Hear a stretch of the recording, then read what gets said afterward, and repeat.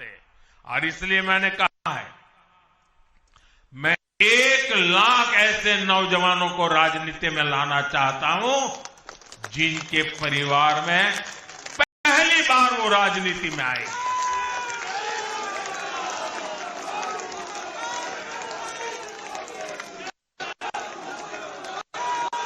साथियों, अपने इन प्रयासों के बीच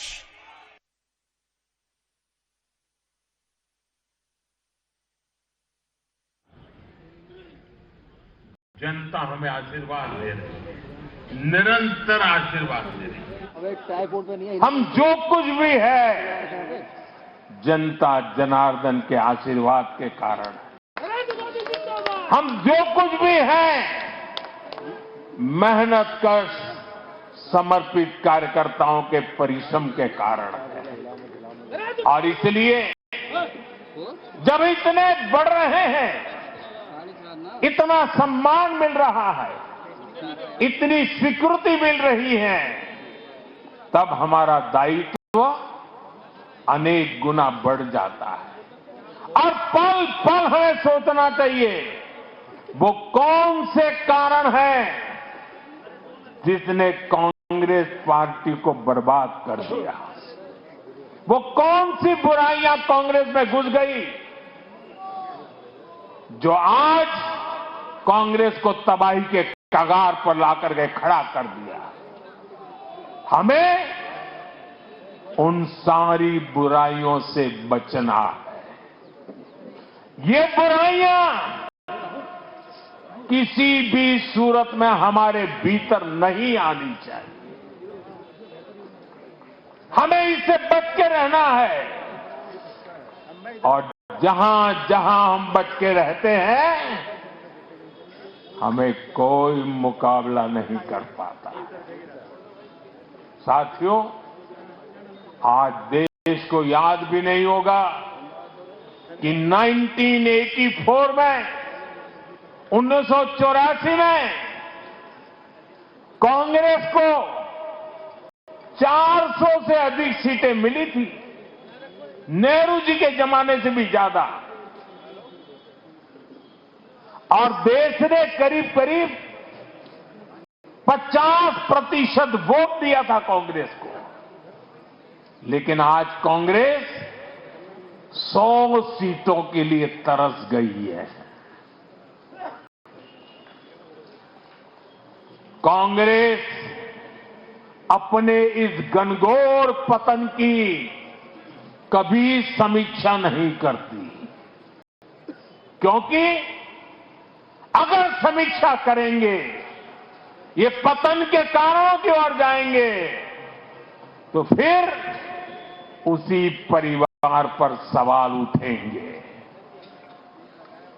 जिस परिवार ने कांग्रेस पर कब्जा करके रखा है और इसलिए बहाने ढूंढते रहते हैं, पतन की तरफ जाएंगे तो फिर उसी परिवार पर सवाल उठेंगे। जिस परिवार ने कांग्रेस पर कब्जा करके रखा है और इसलिए बहाने ढूंढते रहते हैं,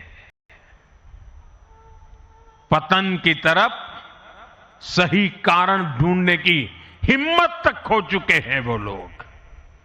साथियों, दूसरी तरफ भाजपा है। हम हार और जीत के बाद समीक्षा करते हैं। मैं आपको फिर महाराष्ट्र चुनाव का नतीजों का उदाहरण दूंगा।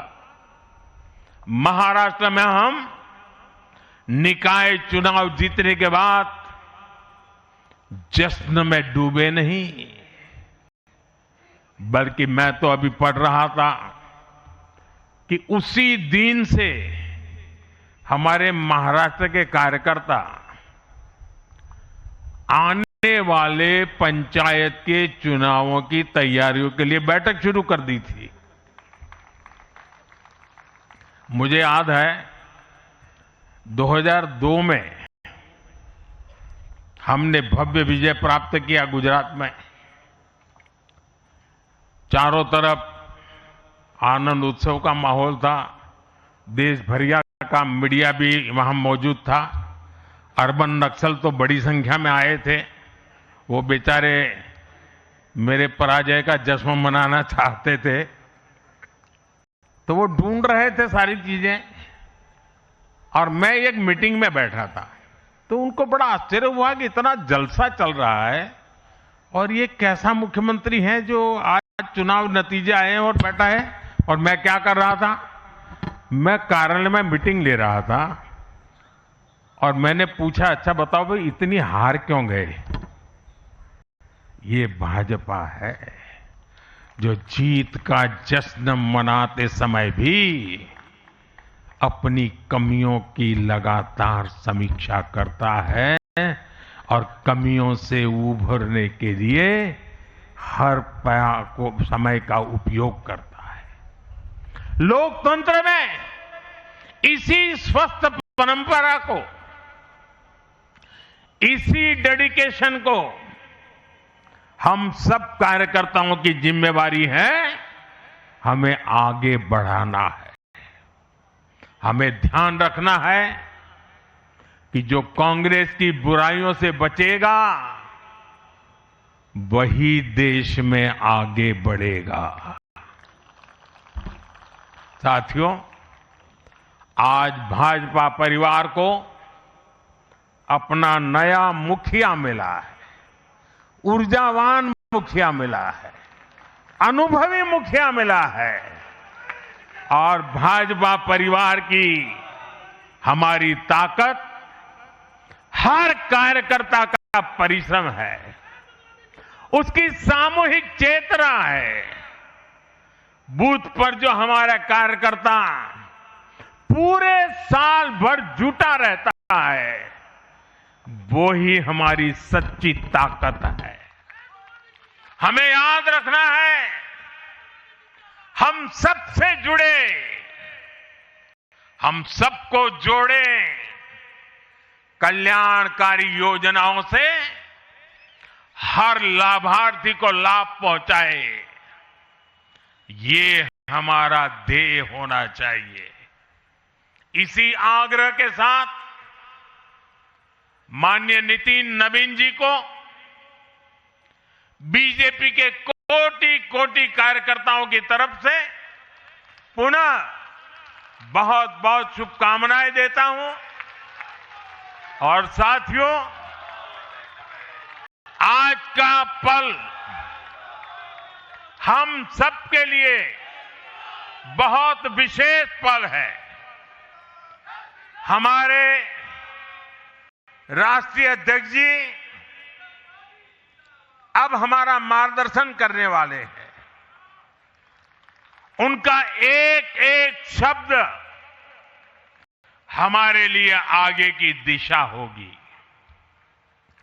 हमारे आगे के कार्य रचना के लिए उनका मार्गदर्शन हमारी अमूल्य पूंजी होगी। मैं भी एक कार्यकर्ता के तौर पर मैं पहले नए अध्यक्ष जी को मेरे काम का हिसाब दे रहा था।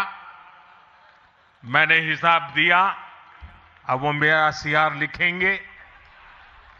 लेकिन अब मेरे आगे के काम के लिए मैं उनके मार्गदर्शन की प्रतीक्षा कर रहा हूं।